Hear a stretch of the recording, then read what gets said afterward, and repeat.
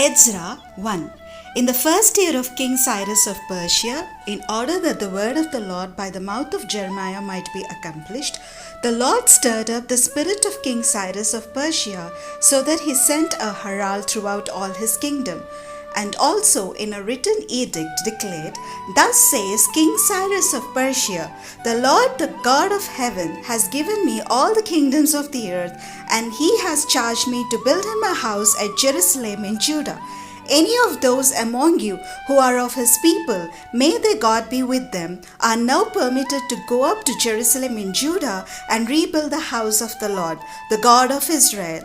He is the God who is in Jerusalem, and let all survivors in whatever place they reside be assisted by the people of their place with silver and gold, with goods and with animals, besides freewill offerings for the house of God in Jerusalem. The heads of the families of Judah and Benjamin and the priests and the Levites, everyone whose spirit God has stirred, got ready to go up and rebuild the house of the Lord in Jerusalem. All their neighbors aided them with silver vessels, with gold, with goods, with animals, and with valuable gifts, besides all that was freely offered. King Cyrus himself brought out the vessels of the house of the Lord that Nebuchadnezzar had carried away from Jerusalem and placed in the house of his gods.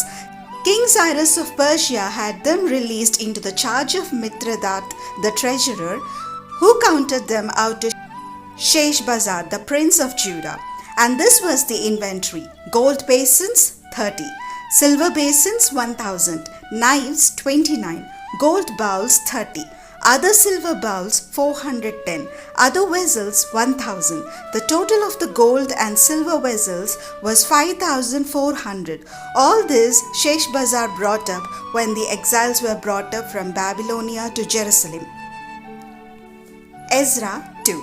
Now these were the people of the province who came from those captive exiles whom King Nebuchadnezzar of Babylon had carried captive to Babylonia.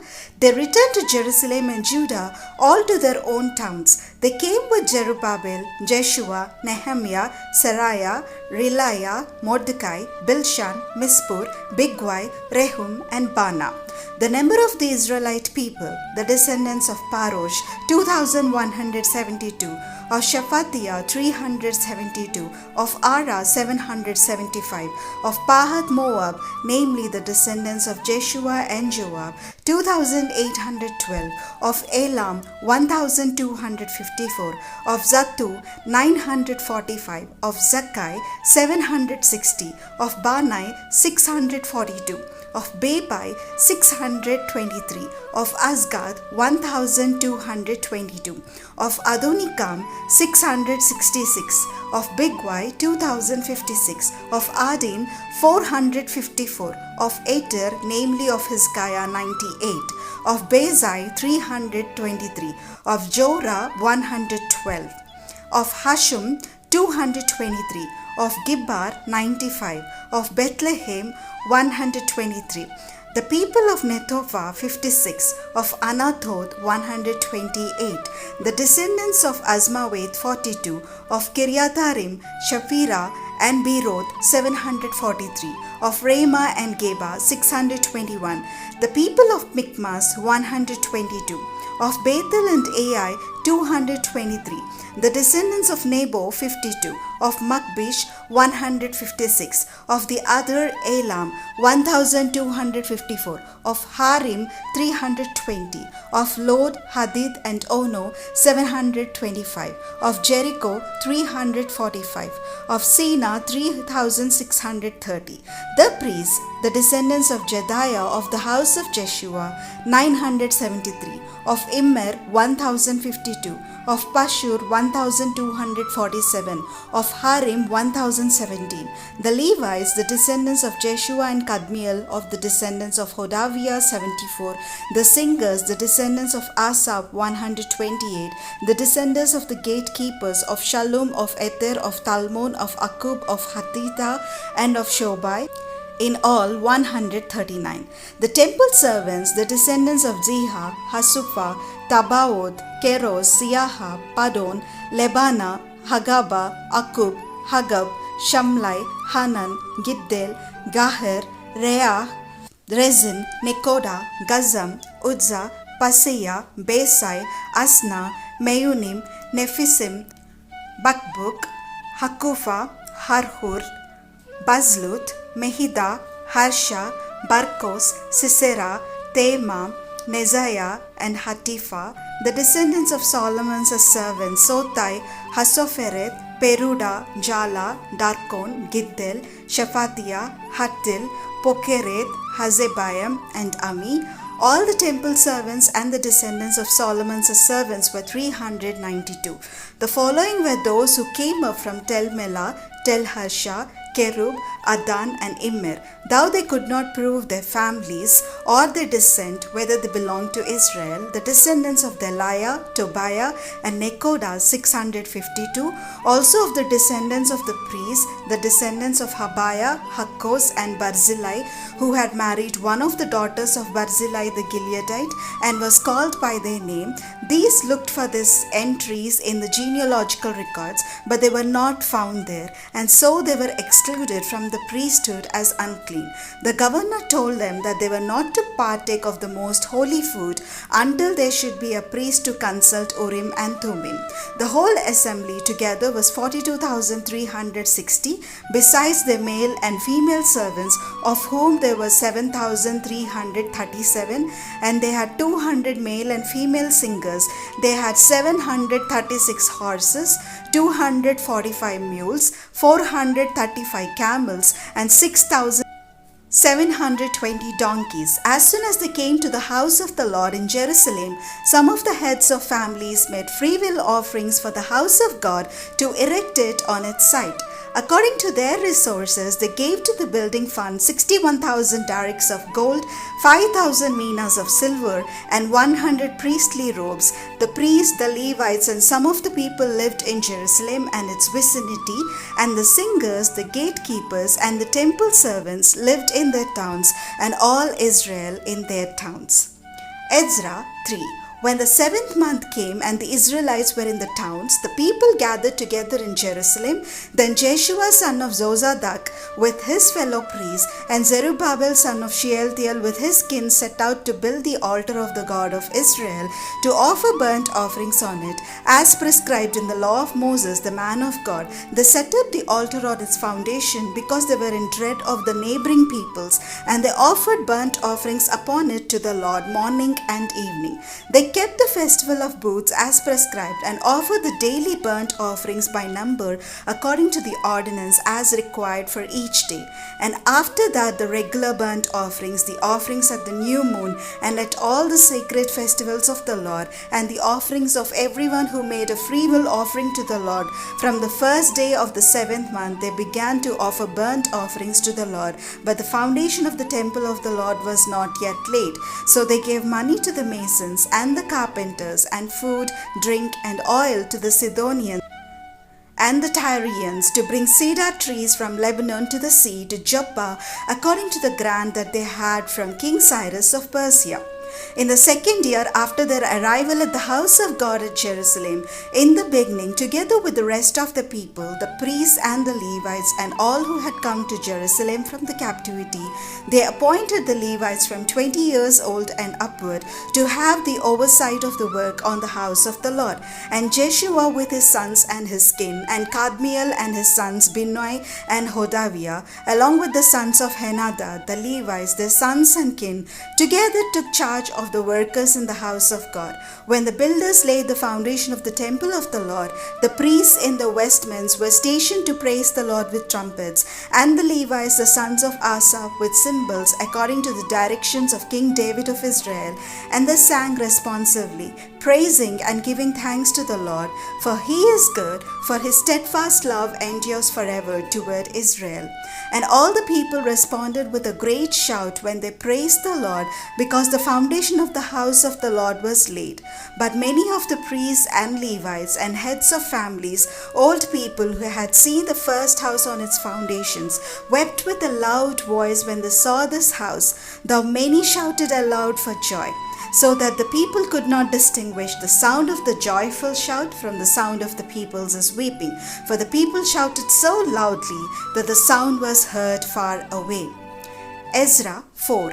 When the adversaries of Judah and Benjamin heard that the written exiles were building a temple to the Lord, the God of Israel, they approached Zerubbabel and the heads of families and said to them, "Let us build with you, for we worship your God as you do, and we have been sacrificing to him ever since the days of King Esarhaddon of Assyria, who brought us here." But Zerubbabel, Jeshua, and the rest of the heads of families in Israel said to them, "You shall have no part with us in building a house to our God, but we alone will build to the Lord, the God of Israel, as King Cyrus of Persia has commanded us." Then the people of the land discouraged the people of Judah and made them afraid to build, and they bribed officials to frustrate their plan throughout the reign of King Cyrus of Persia and until the reign of King Darius of Persia. In the reign of Ahasuerus, in the ascension year, they wrote an accusation against the inhabitants of Judah and Jerusalem.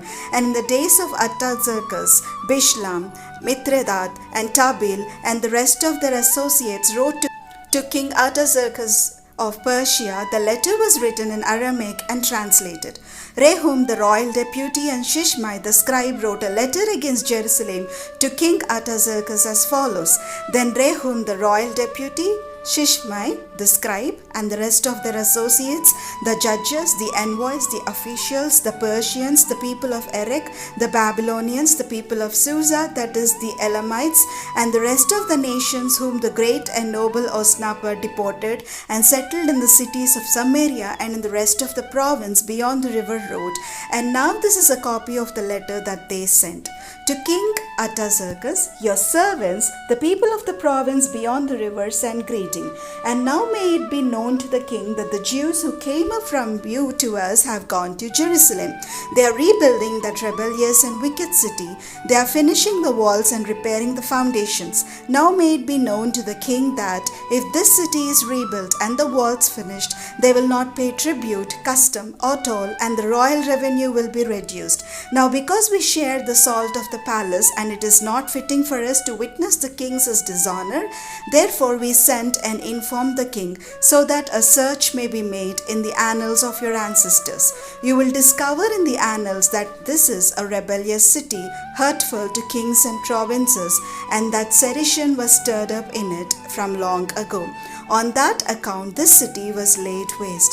We make known to the king that if this city is rebuilt and its walls finished, you will then have no possession in the province beyond the river. The king sent an answer to Rehum the royal deputy and Shishmai the scribe and the rest of their associates who live in Samaria and in the rest of the province beyond the river, greeting. And now the letter that you sent to us has been read in translation before me. So I made a decree, and someone searched and discovered that this city has risen against kings from long ago, and that rebellion and sedition have been made in it.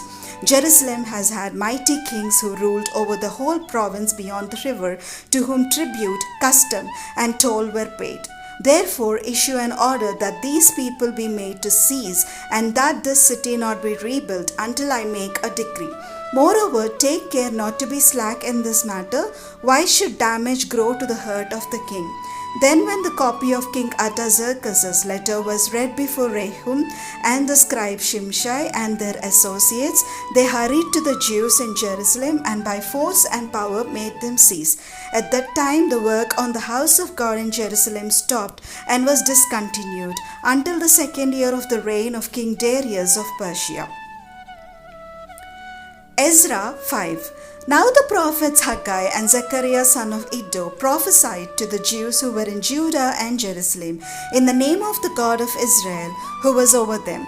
Then Zerubbabel son of Shealtiel and Jeshua son of Zozadak set out to rebuild the house of God in Jerusalem, and with them were the prophets of God helping them. At the same time, Tattenai, the governor of the province beyond the river, and Shether-bozenai and their associates came to them and spoke to them thus, "Who gave you a decree to build this house and to finish this structure?" They also asked them this, "What are the names of the men who are building this building?" But the eye of their God was upon the elders of the Jews, and they did not stop them until a report reached Darius, and an answer was written by letter in reply to it. The copy of the letter that Tattenai, the governor of the province beyond the river, and Shethar-bozenai and his associates, the envoys who were in the province beyond the river, sent to King Darius, they sent him a report in which was written as follows: To Darius the king, all peace. May it be known to the king that we went to the province of Judah, to the house of the great God. It is being built of hewn stone, and timber is laid in the walls. This work is being done diligently and prospers in their hands. Then we spoke to those elders and asked them, Who gave you a decree to build this house and to finish this structure? We also asked them their names for your information, so that we might write down the names of the men at their head. This was their reply to us: We are the servants of the God of heaven and earth, and we are rebuilding the house that was built many years ago, which a great king of Israel built and finished. But because our ancestors had angered the God of heaven, he gave them into the hand of King Nebuchadnezzar of Babylon, the Chaldean, who destroyed this house and carried away the people to Babylonia. However, King Cyrus of Babylon, in the first year of his reign, made a decree that this house of God should be rebuilt. Moreover, the gold and silver vessels of the house of God, which Nebuchadnezzar had taken out of the temple in Jerusalem and had brought into the temple of Babylon, these King Cyrus took out of the temple of Babylon, and they were delivered to a man named Sheshbazzar, whom he had made governor. He said to him, Take these vessels, go and put them in the temple in Jerusalem, and let the house of God be rebuilt on its site. Then this Sheshbazzar came and laid the foundations of the house of God in Jerusalem, and from that time until now it has been under construction, and it is not yet finished.